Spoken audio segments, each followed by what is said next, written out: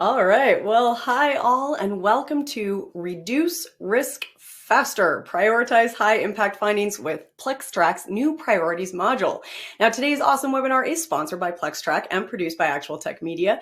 My name is Jess Steinbach. I'm with Actual Tech Media, and I am absolutely thrilled to be your moderator for this webinar because prioritization is a huge key to making significant improvements to your risk posture. I mean, almost every day we've all come together here in forums just like this one, and we talk about risk, right? What you need to be aware of, how you can mitigate, how you can recover. And it can definitely be a lot. The information, the threats, all the things you need to consider, the alerts that are going off all the time that you need to be monitoring, it piles up and it all feels urgent, and it can really be hard to know what leads to follow and in what order. So this is why I'm so happy that today we get to discover how easy it can be to group and prioritize findings, to measure potential risks without putting additional strain on you or your team. And with the help of our wonderful expert presenters here with us, you will learn how you can reduce the noise, simplify your action steps, and most importantly, move quickly and effectively. So I think that's a pretty good reason to be excited, and I am going to zip through just a few of the important housekeeping points so that we can get the most out of our session here together today. So we're going to start with a little bit of a guided tour of your audience console. Let's start with that questions tab. I see a lot of wonderful highs and hellos. Hey, Mortiza, Alexander, Howard says, howdy, love it. Vrej, good morning, good afternoon. So happy to have you all here with us. The absolute best part of a webinar, just like the one we're in now, is the chance to ask questions directly of the experts that we have here with us today. I'm going to bring them out here with me in just a moment, but I can tell you that our presenters are so excited for this interactive conversation that we're going to be having here together today. They have a lot in store for us, including a demo, which I know we all love to see, and they are very excited to get into some Q&A with you. So get those questions coming in, thoughts, ideas, feedback, general musings, whatever you got rolling around in your head. We want to hear from you. So if you haven't already said hi or hello to the community out here with us today, give it a test run now. Make sure that that chat window is working for you. You know where it is. Say hi and hello in that questions tab. I do also want to remind you that the questions window is the best place to reach out and let us know if you are having any technical issues today. Now, your first step, if anything goes wrong on the webinar today, is to do a browser refresh. That is probably going to clear out any of the usual tech gremlins, but if they are particularly strong today, someone definitely got them wet or fed them after midnight, no problem, I get it, it happens. So in that case, just post a message in the questions window and the Actual Tech Media team will be there to help you out. All right, now if we go right next to the questions window to our handout section, you're going to find some really cool takeaways and resources that are going to help you follow up on our conversation that we're about to have today. So I promise you, you are going to get a lot of great info and you're going to want more. So open those resources now, get that blog post on the launch of PlexTrac Priorities and how you can get that proactive risk qualifications that you're looking for. Also an incredible resource center, absolutely packed with information. And of course, a chance to book your own personal demo. So all of that is waiting for you there in that handouts tab. Make sure you click and start doing some exploring. Like I said, open those tabs, hold on to them, but don't go too far away yet because we've got a lot right here coming at you. So you want to make sure you've got those for after the webinar. All right, now it's not just awesome content that we are giving away today. We also have a $250 Amazon gift card as a prize drawing at the end of our webinar. So you do need to be here live and present throughout the webinar in order to win that gift card. So stay tuned for that. And you do need to meet all of the Actual Tech Media prize terms and conditions. If you are not sure what those T's and C's are, no problem. Head on back over to that handouts tab we were just chatting about. Click in, scroll down, you'll find the full T's and C's waiting for you there. All right, well, I know that the crew that we have here with us today is not going to need a lot of nudging in order to ask great questions. I'm sure you have them queued up, locked and loaded, ready to go. I get it, but we also have a little bit of an additional awesomeness for all of you, a gold star for all you great question askers out there. So today we will be giving away a $50 Amazon gift card to the best question asked. Now here's the fun part. We are going to get into some Q&A. We're going to take questions throughout as we go. We'll do some questions at the end. We got lots of time to answer questions, but even if we don't get to your question live, you are still entered to win. So get that question in, make sure you ask your question, and we're going to review all the questions after we wrap, and then we will follow up with that best question asked after we finish the webinar. So make sure you get those in. All right. That was a lot. We covered a lot of information. We packed a lot into our intro here. And now I think we are ready to get our incredible speakers on out here with me. And I am so excited to introduce you all to David Rushton, Sales Engineer at PlexTrac, and David Schloss, Director, Offensive Security at Echelon Risk and Cyber. David and David, I'm going to get you on out here with me. I'm so excited to bring you to our webinar today and introduce you to our wonderful audience. David, I think you're going to kick us off today, so I'm going to step back and hand things on over to you. Take it away. Yeah, I appreciate it, Jess. Thank you very much for the introduction. So let's get into it. So as we do this, we are going to talk about the PlexTrac New Priorities Module today. Before we do that, though, I think it'd be good to have some really good introductions to who we are actually today. I know Jess was able to do a nice soft introduction, but David, why don't you go first, and then I'll go next, and then I'll get us going into the webinar today. Sweet. Yeah, sounds good. Thanks, everyone, for joining. So my name's David Schloss. I'm the Director for Offensive Security at Echelon, as Jess and David both mentioned. I like to jokingly describe my job as the emulated mob boss of a group of emulated criminals, right? I don't get to do the fun hacking and breaking into things anymore, but I come from a background of doing this for real. So it is quite a fun job, especially within the commercial and consulting markets. But yeah, that's me in a quick nutshell. I'm the guy with the crazy hair. So let me pass it over to you to do a little quick introduction as well. Yeah, thank you, David. Appreciate it. Yeah, appreciate you having yourself on today. So my name is David Rushton. I'm the sales engineer here at PlexTrac. I normally cover the EMEA region. Really excited to walk you through the Priorities PlexTrac module. My experience in cybersecurity has really been in that proactive security side. It's been that pen testing, that vault management, that attack service, and even a little bit of toe dipping into the threat intelligence world and scraping the good old dark web that we love so much, I can imagine, right? David, you're nodding your head there. I'm sure you've had some wonderful experiences with it. So today, what we're going to do, we're going to go through the platform itself. So I'm going to do some cool things. I'm going to share my screen. I know everyone loves a good screen share, and we're going to click through the platform. The key things we're going to focus on today is obviously reducing our risk faster, but we're going to break that down into kind of helping time to value, really be able to communicate the risk that is currently going on within a network, with web application, and really telling people, hey, this is what you should be focusing on. And we're going to be doing that through our new scoring equation. The second thing is we're going to be helping with that continuous validation.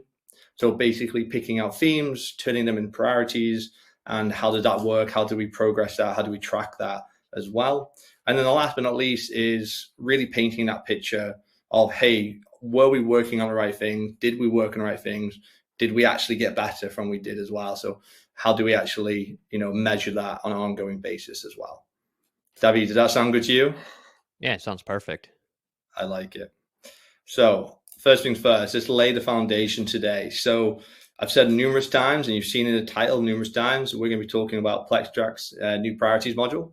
The priority model is basically built off the fence that we want you to help you automate and aggregate findings and assets from reports and scans and pen tests that you're doing for your customers or that you're doing internally today as part of your cybersecurity program. We want you really to help you get more focus by focusing on underlying themes and critical aspects, or even just separating it based off maybe an application aspect, business unit, regional, compliant risk, industry standards, whatever you're trying to do, whatever you're trying to feel, be able to group it accordingly based off what you're seeing as well. And on top of that, we have a nice little special feature where each priority can have its own custom equation to make sure that you're scoring that priority based off your own context. I've got a lot of experience with working with different scorings, and the biggest thing they always fall down on is that they never take in the customer's context or scenario or situation, you could say. And, there are a lot of great scores out there. But some customers definitely need that ability to apply their own context to their own scenario so they can better prioritize based off their own situation and what they're trying to do, either in the moment or strategically as an organization as well. So, David, anything you want to add to that before we get into it? Because I'm going to do that exciting thing. I'm going to share my screen and pray to the demo gods that this is all going to be perfect. Yeah, no, that's what I was just about to mention, that we need to pray just beforehand. But Exactly. no, there'll be more to kind of talk about, especially once we start to share the platform and showcase priorities. Absolutely. Absolutely. So let's do the nice little check. Can you see my screen? I indeed can. Look at that. Brilliant. Brilliant. So first thing first, Dan, we're going to focus on the time to value. When we say time to value, we mean it in a sense that we want to be able to contextualize and be able to measure what you're doing. So what I mean by that is if you do a scan today or even do a pen test, you have to rummage through it and kind of figure out where do I focus on, what do I do first. And, there's the CVSS scoring, there's a lot of risk scores out there, a lot of threat intelligence scores out there, but you still have to kind of rummage through a little bit and figure out, is this actually truly a risk? Is this actually relevant to me? And so what PlexTrac wanted to do, we wanted to quicken that motion and create what you see on the screen today. So David, I know you're really excited, but let me just give the audience a little walkthrough of what they're actually seeing on the screen right now. So what you see on the screen, everyone audience, is the ability to build your own equation. So we've got all a bunch of variables on the top left. This is actually the equation we've self. It's a drag and drop feature where you can drag and drop the variables. You can add additional variables as well. And the cool thing is for each variable, you can control the weightage that makes up that score. And you can also apply rules and conditions which can actually control how many of that weightage will be applied to the final score as well. So the exciting thing here is that, for example, if you want to take in the asset criticality, and if you see a asset criticality that is critical to your organization, you can make the score do something depending on your condition or rule that you're creating for it as well. So the idea here is to give you creativity to be able to apply to your own context against the priority itself. And we want to start here because this is kind of the foundation, right, David? This is the level playing field that you do the comparison between different areas of your network to make, hey, are we doing good over here? Are we doing bad over here? Where do we focus our work and resources on as well? But I'm definitely keen to hear your thoughts and views on, how you guys are looking to use this or using this today and some vision stuff you guys have. Right. With equations, I think it's really important to kind of note what you noted earlier, right? Which is the context for how you score something is entirely different depending on, what kind of engagement you're doing or who the client is if you're a consulting firm or, what the product is if you're an internal team. And this gives you that ability to really look at the context of what you're working with and make it so that it's relevant to the parties that you're trying to explain the risk to. Because we've all been there, especially as pen testers, red teamers, like CVSS, CVE, these kind of scores, they're great, but sometimes they don't make any sense. Not for what you're trying to explain, especially when it comes down to the greater aspect of the priority of like, hey, we need to fix this because of XYZ, right? Yeah. So being able to create your own scoring equation how do you want to put it in English? Facilitate you can that. say it in a different language. No, and then nobody will understand. Yeah, it's like my own language, right, in my head. No, so it's like, how do we frame it that way so that our senior leaders are actually understanding exactly why this is a critical or why this is a high? Because nobody really understands, at least at the executive level, as I've slowly learned being at this position for the last couple of years now. It's like people don't look at that. They don't look at the CVE score and go, oh, okay, so it's a high. Sure, that makes sense. In the same way that they're going to look at a Nessus scan that tells you an SSL cert is a critical finding, right? Yeah. This gives you the ability to facilitate that communication, or not that communication, but that conversation in a way that will make sense to those leaders, right? And customize it further from what is already an industry standard. You can make your standard at this point. No, absolutely. I think that makes sense. Yeah, because you mentioned really important the executives understanding the cause behind a score. I feel like that's a big deal because when you try and explain CVSS scoring or you try and play any score in the market today, it can be quite complicated. It can be very technical, and it's kind of, and at the end of the day, they just want to know, one, is it bad? Is it good? Like, is it important to us? And when you reply maybe, it's like they don't like the answer. So I feel like what do you reckon executives care about then from a scoring metrics? Like they obviously like a score. I've met many executives who love a good little quantified score that tells them if it's a thumbs up or thumbs down scenario because of that. Well, because they're so time consumed, aren't they? Right. Right. And they've got a million other things to think about, and you just got to communicate the best you can. So, what do you think an executive would care about from an equation standpoint? So I think a lot of executives really enjoy the absence of what is, why am I blanking on this word? It's that ADHD time, right? Where you forget that one word specifically. Essentially your own opinion, right? They don't want an opinion of, is it bad for X, Y, Z, right? They want to know, why is it bad? What is the exact reasoning here, right? So by providing your score equation to an executive, being like, all right, hey, based on the finding severity from CVSS and the likelihood and impact of whether it can be exploited and what is the actual exploit, right? Taking away that bias, right, or that opinion, and starting to back it with fact, that's really going to force into their mind, like, okay, this is important because there are other factors being played into the finding or the score that you're coming up with, right?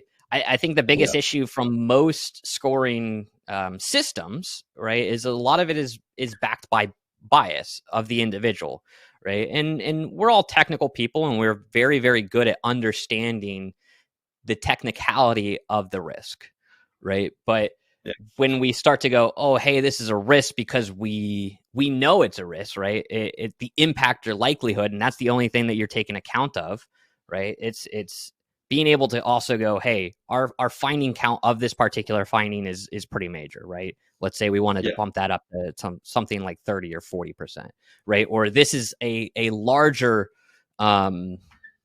business share of our business through the asset count.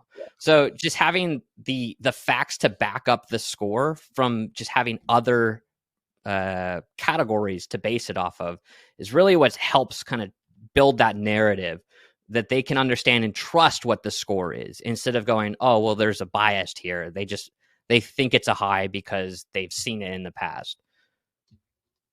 Yeah. And what about operationally? So, we talk about executives, right? And they're just getting flashpoints, board meetings, quick little, stakeholders like, hey, how's it looking? How's it going? But operationally, when you can create your own contextual score, like how different does that make to an everyday life scenario of the people who are on the ground doing the work, fixing, tracking, analyzing? Like what difference did it to make them? Like how did it make their life easier, would you say? Right. So I think it falls back on that idea of bias as well, right? As IT admins, you want to focus on the things that sound the most impactful or the most likely.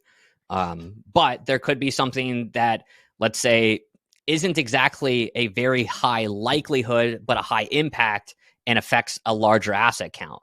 That should be your priority. That should be the remediation, especially considering like if the impact is high enough to facilitate a higher score. You want to make sure that you're fixing the things that are going to cause the most issues within your organization. So by being able to provide other elements of focus so that, you can pull the IT admins or the security personnel out of the tunnel focus that they may be in and show them a greater picture, it really does help build that remediation plan in a way that is going to be not only effective, but much more efficient in ensuring a risk reduction strategy across the board from a pen test. I like that. Or even so what you're saying is sysadmins and security people will bump heads less with this equation, is what you're saying. Right, because we all get in the tunnel. Yeah, because we all get there. Like security guys and gals, we all do the same thing where we look at this and we go, "Hey, this is important, right?" Log4j. Everybody knew about Log4j, and we focused down on Log4j, right? Granted, very important vulnerability to fix, but let's say you had one instance of Log4j within your network and 50 instances of Bluekeep, right? While Bluekeep is a little bit less of a likelihood of exploitation, considering they have to be internal to the network, the importance is still pretty high, considering if somebody does get in, then there's a much larger swath of exploitability, right? And so it kind of pulls us out of these hyper-focused ideas of what we see as being like, especially around celebrity vulnerabilities, right? Where we go, oh, we need to fix this first because it is the CVSS of 10. Whereas, yes, it's important, but there may be a priority to focus on the remediation efforts towards patching Windows and bringing it up to speed because we're missing, large portions of patches. No, I like that. I like that. And do you know what? We just had a question come through. Paul asked it, to what extent are the filters in the priorities module adjustable by user to reflect very fine-grained organization priorities? And I kind of like that question because in my head, organizations start the year going, these are the things we're going to focus on, right? And some of them, you say that was smiling like it never actually happens because actually get distracted, don't we? But that, like, you should be focused on and fine-grained things. So you can adapt this equation in a way that can help impact and prioritize them lower ones as well. And priorities labels you to kind of group them finding and group them assets from your reports, from your scannings, from your pen tests.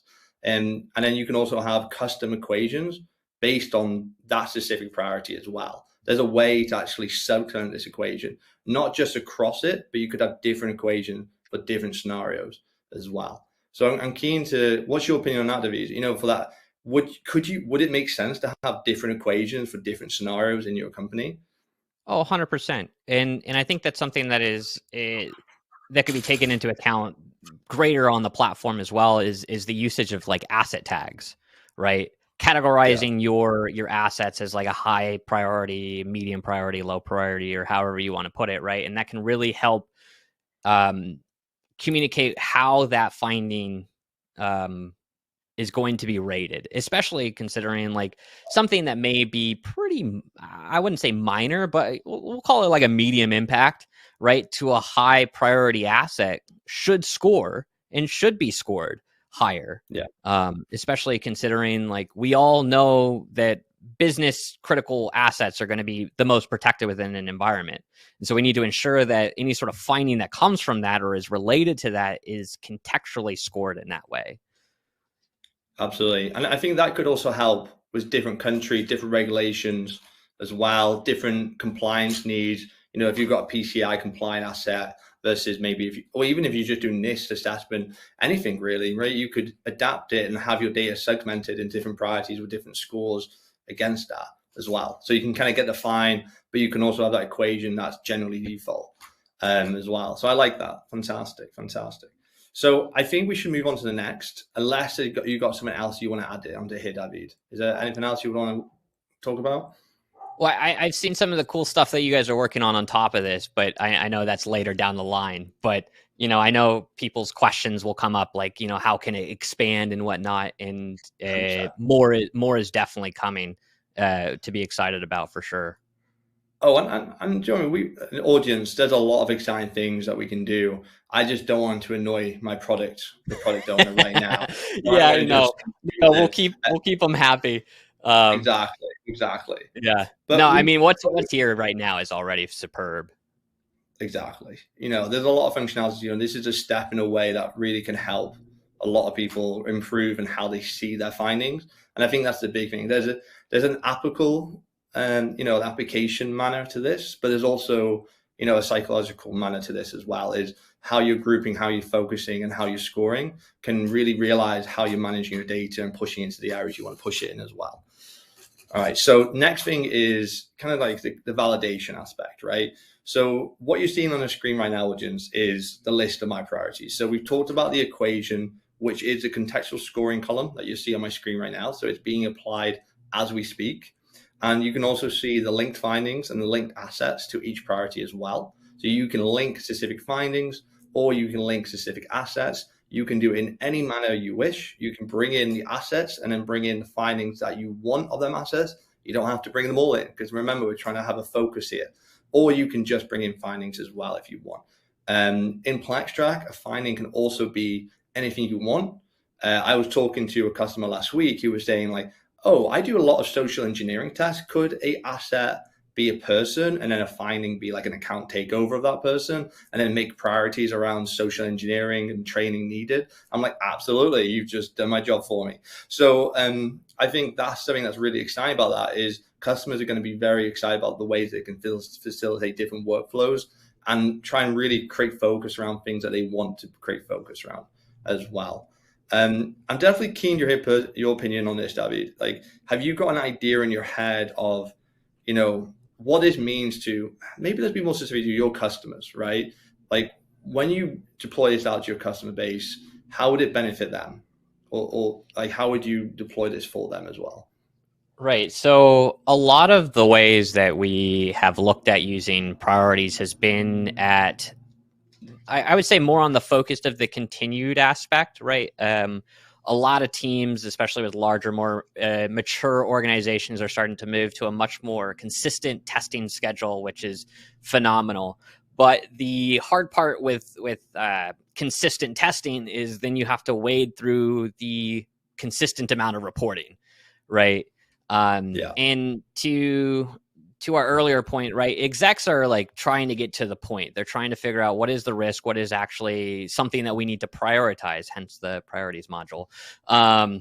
Good naming, if you put it that way.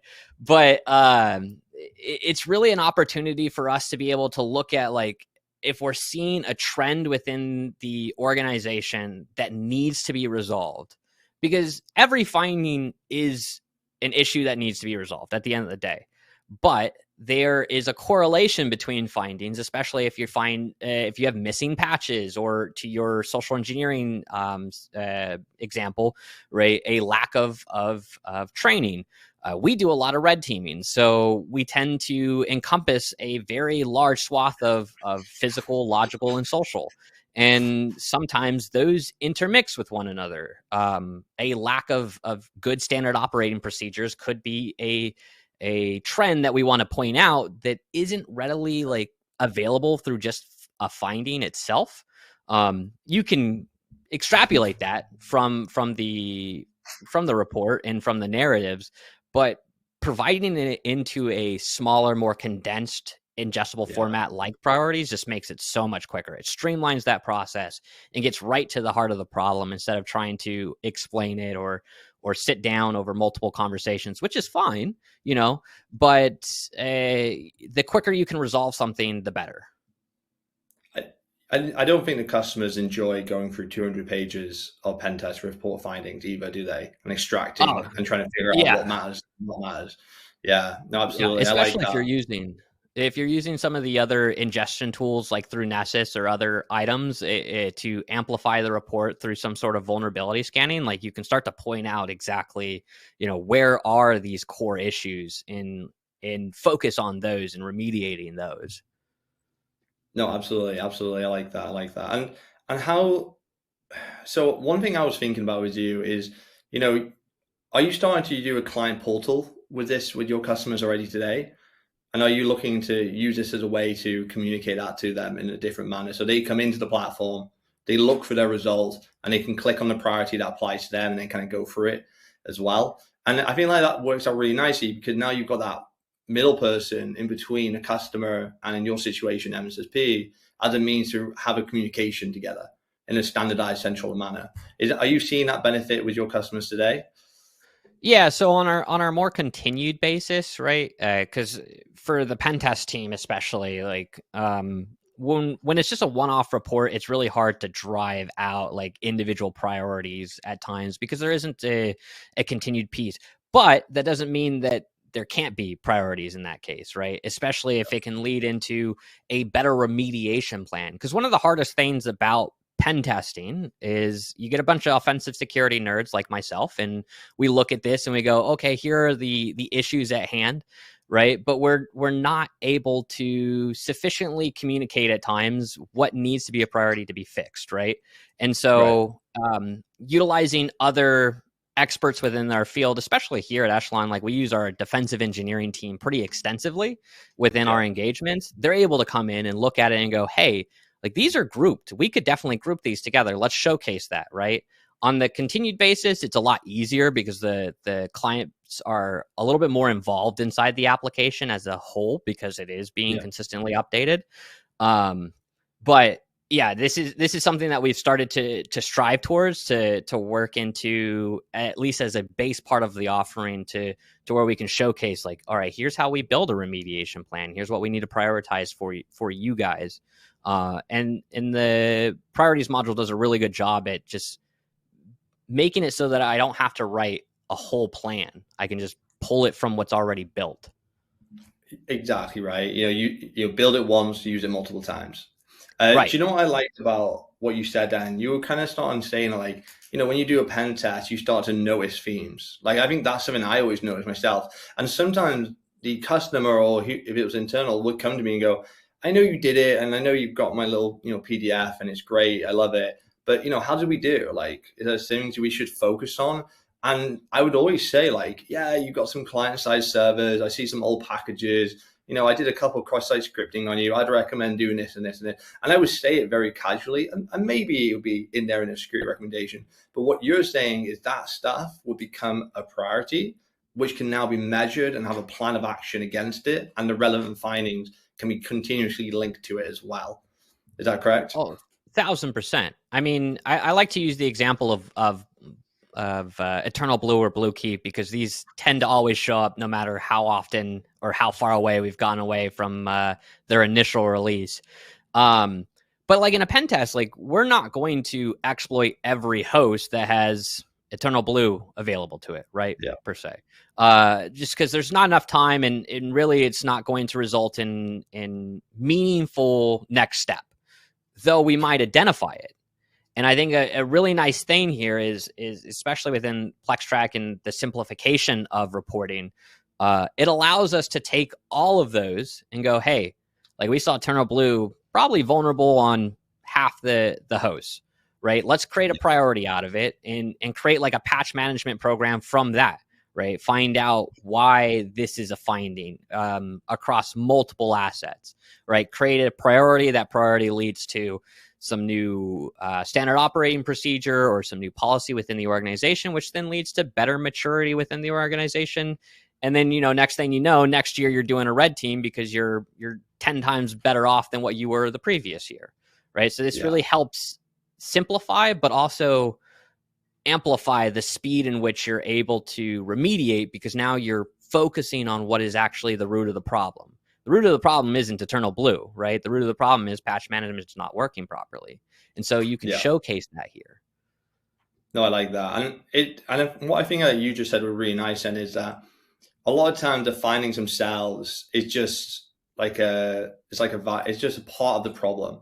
It's a result of the problem that you already have, right? And you need to find a way to figure out what them themes are, to figure out what actually needs to be fixed. Like you said, the Eternal Blue is not the main issue. There's actually a bigger issue at hand. How can we identify that to really reduce that risk overall as well? And how can we measure that over time to reduce it? Like, it's one of the things, if an executive saw that you only have 4 priorities, maybe they'll be happy, or maybe they don't think you're doing your job. It's one of them things you want to approach it, right? But is that the thought process you're kind of going at there? Right, yeah. I mean, it makes it more manageable, right?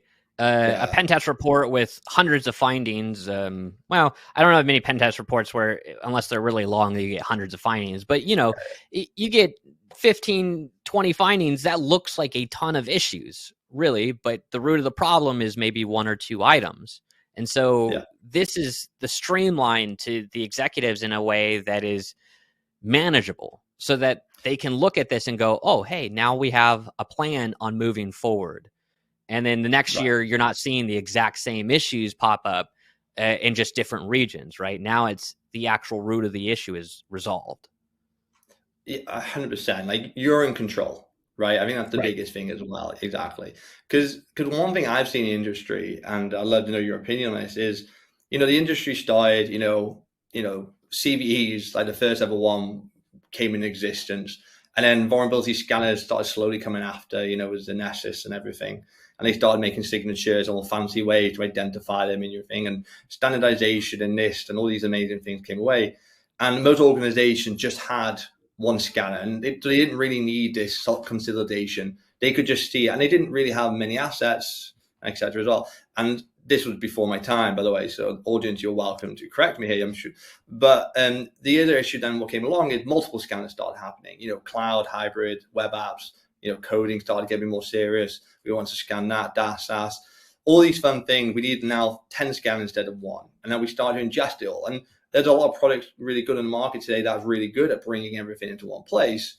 But then you still have that other problem of now we need to prioritize. And then CVSS came out and a lot of other scorings came out. But again, doesn't mean much to you at the end of the day, because you've just got all your vulnerabilities in one place from your pen testing, from your scanners and everything. But you're still overwhelmed because now you're having ransomware screamed in your face.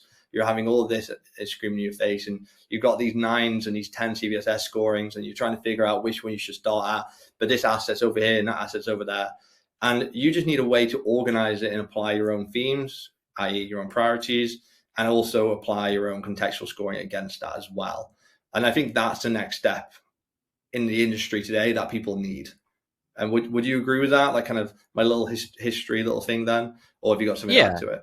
No. I think you're right on point, especially talking about like how prioritization is an absolute need. I mean, ask any executive if you hand them a Nessus report, right? Especially in a mid-sized to large organization today, they'll probably freak out because there'll be hundreds upon thousands of findings there, and their first thought will likely, if they're not technical, will likely be, oh crap, right? Like we're insecure, we have a lot of problems, right? And the focus will be on the wrong aspects. Whereas like if you have something like priorities, or you're able to consolidate all of those into one manageable finding or multiple manageable findings, sure, it's not any less, right? You still have 1,000 vulnerabilities, but now you're able to focus exactly on what is the most important at a time. It breaks it up so that you're able to digest it in a way that is going to garner support from your leadership, right? If you're an internal team, or from a client organization that you're working with, because something that I see a lot is repeat findings over and over and over, right? Yeah. And it generally just comes down to the root issue not being resolved. And is that partially a consultant's fault in reporting? One could argue that, but ultimately I think it's really just the way that the information is presented. The fix actions happen, right?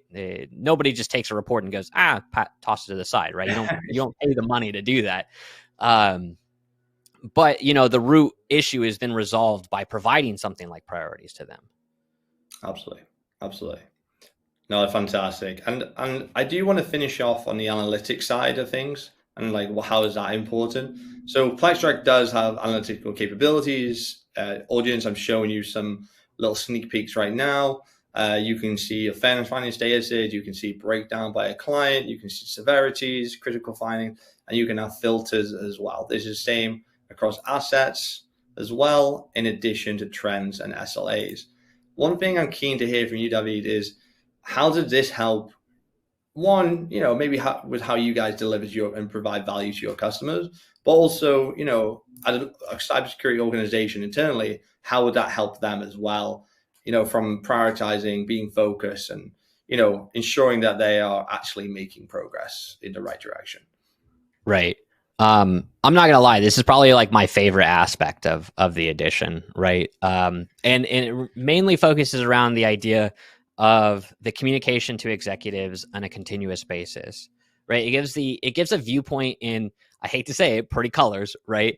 Where graphs and pretty colors actually do paint the picture though, right? Like words are great, and we all do a good job at reading our reports and ensuring like what is being found in a methodological way. But graphs and pictures tell the story at the end of the day. And so by being able to break it down over time, especially, right, when you're able to see these numbers slowly get closed up or removed over time, or even seeing, the trends in SLA aspect, I think it's phenomenal. Being able to know like, hey, it's taken us 36 days to close a critical, right? Like, I think most of us would agree if it's a critical, it probably should be closed the day of. So, that way you can start to adjust your SLAs or figure out why that's broken in a process that can help in the process as well. But also over time. An audience, oh, by the way, this is a demo environment audience. This is not a real customer because this is a very bad score. This would be terrible. An executive should be very worried if you see that number for critical, just saying out loud. So, yeah, if you fix your informationals in like 18 days, but your criticals in 36 days, the priorities may be flipped there. But no, having the ability to look report over report, right? Hey, from report A on 11.1 versus report B on 12.1, like how are we taking care of our own severity or our own findings, right? How are we responding to these? Are we improving upon that? Also being able to see how many more findings are we getting after continuous reports, right? That's the aspect that I think that we like the most is the fact of being able to paint the story over time. 11.1, we had, I don't know, 100 findings, but 12.1, we had 50, right? You may not realistically fix everything, right? But getting through 50 is still a very good trend in the right direction, right? In general, like the metrics piece is a huge game winner for executives, right? Predominantly who we've seen working within the platform from our client base has been technical, right? Yeah. Because they're the ones who are going in and they're marking the findings open or closed, remediated, however they want to track the items. But this opens the possibility to showing the executives exactly here's what we had in our first test, and here's what we had in our second, here's what we had in our third, and here's the trend, right? Absolutely. And really opens up the horizon of knowledge for them in a way that I don't think any other reporting tool has done in the past, right? Not like in a pen test perspective, right? There are plenty out there for vuln scanning, but vulnerability management is only a small aspect of the whole tool and the whole security maturity. And so this showcases everything. I think you just hit head on nail then. The other aspects of security have metrics and stuff, out there with a lot of different tools, and a lot of people build in-house tools for it as well. But I always feel like pen testers, even internally, have been pushed in that corner and gone like, someone comes up to them and goes, I need a pen test yesterday. And I feel like that's the life of a pen test, both internally and sometimes, in your situation, who provides services, for customers as well, is you're just focusing on getting them out and getting them done. Maybe your company's got a requirement to, get a pen test done every single year on every single asset within a certain, region. And that's the pressure you have. But, at the end of the day, you need to show your worth. You need to show how you're delivering value, either as, your situation to a customer, or either internally, to your line managers, to your organization in general, like, hey, I've done all these tasks. This is what I measured. This is what's been fixed. This is what I'm helping you guys have focus on with the analytics, with priorities as well. And that really shows your value and how much improvement you can make. Because right now you're probably making a lot of value for your organization. You're doing it and you're not even doing it without realizing. And the issue is the company might not even know that the benefit you're bringing to an organization is you want them to know, you want them to realize the benefit you all have as well. And I think that's what people really appreciate. Would you agree with that? Yeah. I mean, it's no hidden fact that cybersecurity has a major dictionary problem, right? We all call things different things at the end of the day, and that's ultimately because a lot of the tools that are available for, say, vulnerability scanning are widely available, right? And they paint a picture that is very well known and understood, right? Where for pen testing or red teaming, that really hasn't existed. And having the ability to paint that picture now solves a lot of our dictionary problem, because now we're including individuals like the executive staffs or the leadership staffs in the conversation so that they can see exactly what is the trend going on from pen test to pen test. I'm assuming most people aren't doing back-to-back red teams, though one would hope. I'll be impressed if they are. Yeah, I mean, if they are, that'd be perfect, right? That's the goal at the end of the day. But this does bridge that gap. It finally starts to facilitate the communication to the leadership so that we can start to break down those walls of this communication problem, because a lot of people do still believe that a vuln scan is a pen test when we all know it's not. And it really comes down to what is the tools and the assets that they're ingesting. And now this is going to open up that viewpoint and saying, hey, here's a pen test. Here's what our actual results are. Right. And they can see that over time, which is going to be phenomenal. 100%. Yeah. And I really like that is, at the pen test, you've got to show the value and stuff. And I feel like it's a powerful story that you can paint, and it's one that you should be painting as well. So, all right. So David, I have just stopped sharing. Can you no longer see my screen? Can you see the slides and everything? Yeah, you can go and look at your email now. It's fine. Fantastic. Appreciate that. All right, Instagram. No, I'm joking. So guys, I really appreciate today. So we are going to go to QA in a second, but before I do that, I do want to encourage you guys to book a demo. You're more than welcome to sign up on plextrac.com/demo. Sign up. You might even get me, depending where you are in the world. If you want to personally request me, I'm more than happy for you to do so. I'd love to have a conversation with you guys and see how priorities can help you, reduce your risk and prioritize the high impact findings within your environment. So Jess, I will finish off and hand it to you to kind of do some QAing. Guys, you have been keeping me in stitches this whole time. That was so much fun. What a great chat. I love some really, really, besides being a lot of fun, some really great points. And I think delivered with, as you said, pretty colors, David, which is always very nice. But I think, hitting on that cross section between psychology and technology is really interesting. And a lot of these more human stress problems is a really cool thing that you guys are addressing. I also really appreciate you've been taking a lot of our questions as we go. You've been asking and answering them. So we do still have a lot left, and we're going to dig into some audience questions right now. Are you guys ready for that? I think so. Let's try. See what happens. Bring it on is what I'm hearing. Okay, great. Well, I want to start with this one here.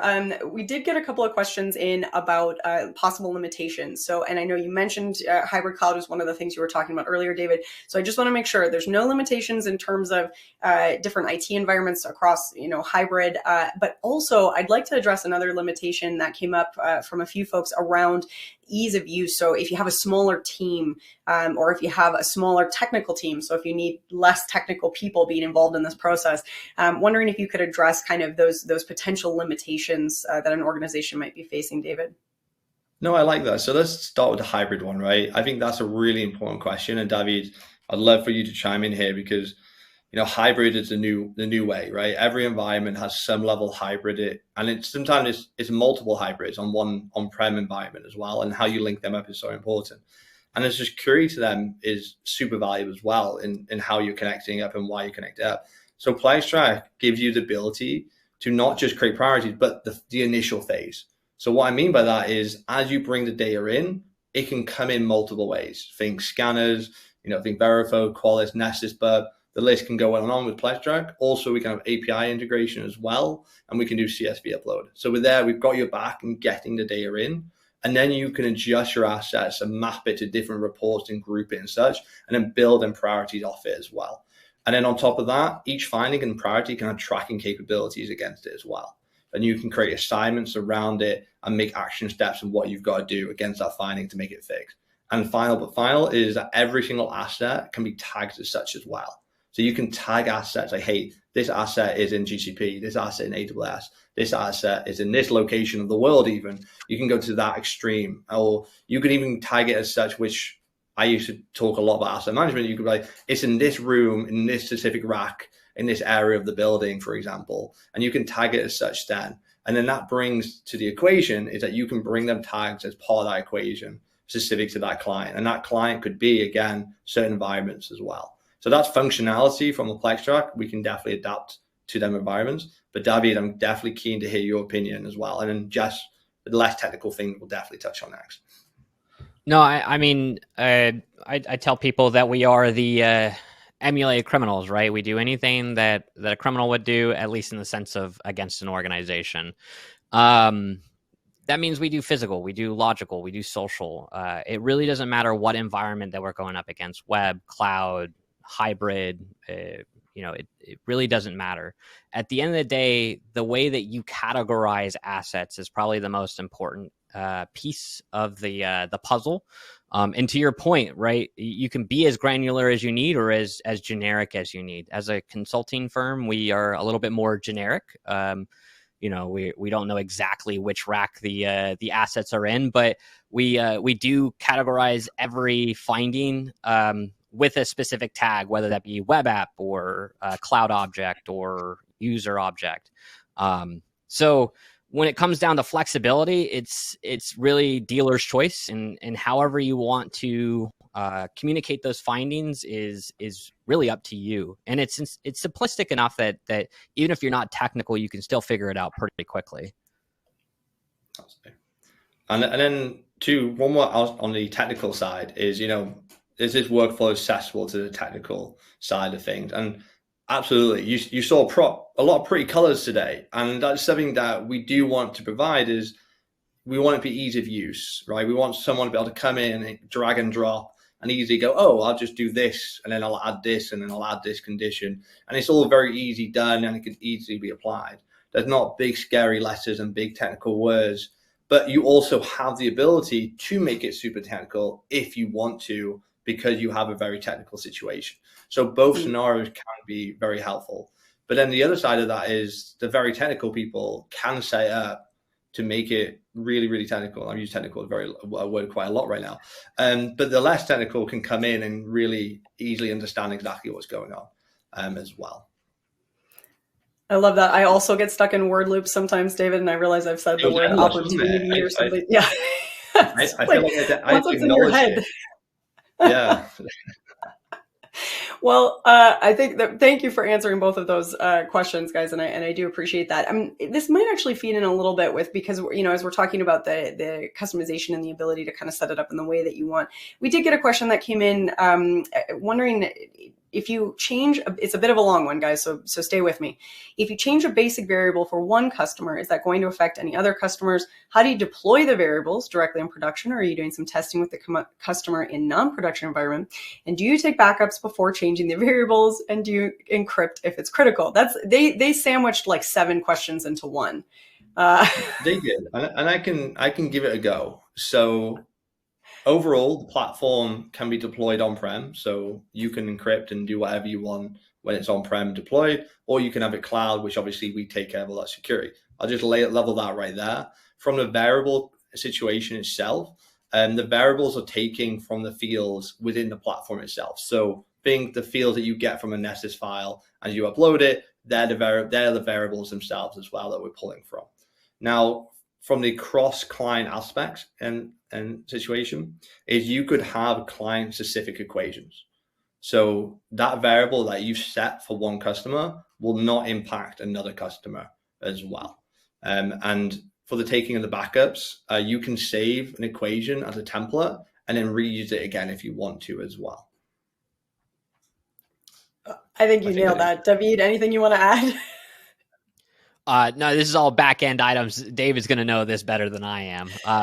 I can confirm, though, as a consulting firm, that different clients will not see each other's their assets or scoring, however you want to separate it. Ultimately, there is a pretty good separation there. Well, luckily, David, we have a question that's directed directly to you. So I'm going to keep the mic with you for a second. Question, David, what's your white whale? I talked to another red team guy with a goal of stealing a baby from a hospital. Okay, with appropriate permissions and with the intent of returning the baby. Good, excellent. Yes, good. He wants to show the technical vulnerability of the hospital's birthing department. Do you have a white whale? Please don't admit to anything that we're all going to have to deny later. No, that's a great question, though. Like for us red teamers, we are very ingrained in like what we want to do. Thankfully, I've had a lot of great opportunities and where I've kind of accomplished all of my criminal actions, right? Legally, of course. I really wanted to rob a bank because who doesn't? That sounds really cool. So I got the Yes. opportunity to do that at one point. We succeeded. It was a good time. At this point, it's all about the stories and what are the quirky ways that you can get around security controls. To me, that's way more entertaining than specific objectives per se. But I wouldn't mind trying to do a red team for the military. Those guys, they do the full red teaming. They're breaking into bases and seeing how they can get on. When I was working in the military, God, what was this, like 10 years ago? They did one on the base that I was at. They printed "Your base belongs to us" to the wing commander about 1,000 times on his printer. So much so that I got in trouble because I was working IT at the time. So I would like to be on the other end of that, but that's a pipe dream for sure. That is a fantastic way to take over a base with very little actual danger or risk. Please don't anyone get ideas from Yeah, this. do it legally. No. Don't. Yeah, it's dangerous. Course. They do carry guns. Yes, yeah, exactly. They gotta know. Don't do this to your neighbors either. Let's just, all right. Well, we're getting pretty close to the end of time. As much I have to say, David and David, I could do this all day. And I wish we had longer for this webinar. But as we approach the end of our time here together, I want to remind everyone in the audience that the questions that we did not get to, and there are a lot, are going to get sent to the PlexTrac team. So you will hear back from them, and you'll get a chance to get answers to all of those questions. But before I let you go, I'm going to ask you for two things. One, I'm going to direct to both of you, and I'm going to ask you guys for a final thought, a key takeaway. If there was one thing that you would want everyone in the audience to walk away kind of thinking about, or an action step you'd want them to be able to take, what would that be? And maybe we'll start with David, and then David, I'm going to ask you to end that one. And then when you finish answering that, if you can give us a next step to getting to know PlexTrac a little bit more. So David, if you want to start us out. Oh, that's a lot of pressure. No, I mean, the PlexTrac has been a phenomenal tool in amplifying the speed in which you can accomplish your reporting, right? It's where they started off, and it's done a phenomenal job at doing that. This is like the next step in the iteration in the communication model for reporting. At the end of the day, we're always trying to communicate our best to our best knowledge how to resolve issues within either our organizations or our clients' organizations, right? Priorities is that next step. And it really does help in the long run, especially in continued situations where you can showcase exactly what is the root issue, what David and I have been saying for pretty much this whole time. So, really looking forward to it being rolled out now to the greater group. The beta was fun. But ultimately, this is the next step in communication. So we're super excited to see where it goes. And thanks again for having me on. Yeah, wise words. What I always ask organizations is, does everyone understand what the priority is? Does everyone get it? And 9 out of 10, most people aren't. And so I really highly recommend you giving us a reach out, plextrac.com/demo. Like I said, you might even get me to do the demo for you, and we can have a nice conversation as well. I always like it when someone says, I watched your webinar, that's why I'm here. And I like that. I always give an extra special demo for them people. So yeah, thank you for your time. I really appreciate it. I like that, a little extra razzle dazzle if they've seen you in a webinar. Well, David and David, thank you both for bringing the razzle dazzle today. This has been an absolute blast. I loved the demo. I loved the conversation. I hope that we get to have you both on again soon, because there's clearly lots more to talk about. But thank you both very much for your time here today. Yeah, thank you very much. Thank you. All right. And to everyone out there that is looking to learn a little bit more right away, do make sure you visit that handouts tab. Spend a little time exploring, because there are some great takeaways and follow-ups to the conversation that we just had. Again, there's that blog post all about the launch of PlexTrac Priorities. And again, getting that proactive risk qualification, everything that we just heard about from David and David, a great little recap in there. Plus that resource center, you're going to want to spend some time exploring there. Lots of great takeaways, and especially kind of digging into that contextual scoring engine. And of course, best of all, you can book your demo. So make sure you sign up and get that demo booked. Have that follow-up conversation with David and get a little extra razzle dazzle because you are here today. And that is everything in the handouts tab, which means it is time to get into a prize giveaway. I know a few of you were waiting for that. So we have a $250 Amazon gift card going to someone who is here live and present and lucky, of course, at the webinar today. And that special someone is Kiana Lee from California. Kiana Lee, I am jealous of you because you are probably living in sunshine and now you have a $250 Amazon gift card. Your lucky day, Kiana.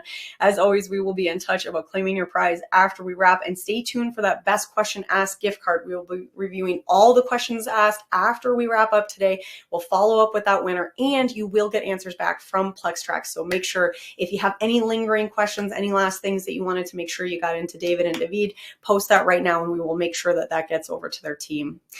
Well, with that, on behalf of the Actual Tech Media team, I want to once again thank PlexTrac and their special guest here with us from Echelon today, David and David. This has been such an interesting conversation. I had a lot of laughs, a lot of smiles. I learned a lot. I love when you get to have a conversation where your brain kind of lights up and goes, oh yeah, that's, I can relate to that. I feel that. That would be so exciting. And I saw a couple of you chiming in with those exact feelings. I love this. This is amazing. I'm excited. And that is so cool to see. That's so fun when we get to have that kind of resonating, idea flow with all of us here together. So of course, that brings me around to all of you. My biggest high fives, my biggest thank yous go to all of you here with us today for attending, for taking time out of your day, and for asking some awesome questions. I think we've all had a lot of fun. I hope that you're feeling excited about what this tool could enable in your organization and remembering that these conversations here are just the start. This is just the beginning. You have some really great information, some really great ideas about how this might work for you. And now you get to dive in a little bit further. You get to explore. Go talk with your friends. Go talk with your colleagues. Tell them everything that you saw today. Have them watch the demo on demand. Make sure you go through this and then book that demo, book that follow-up, book that conversation, and start thinking about the impact that this could have on your organization and on your team, reducing that stress, increasing that efficiency and that speed. And those are really, really exciting things. So I'm really pumped to see where all of you go from here. I hope you have a beautiful rest of your day. Enjoy some sunshine if you've got it. I certainly don't, but I'm living through all of you. And I hope that I get to see you all again soon. Until then, have an absolutely wonderful end to your day.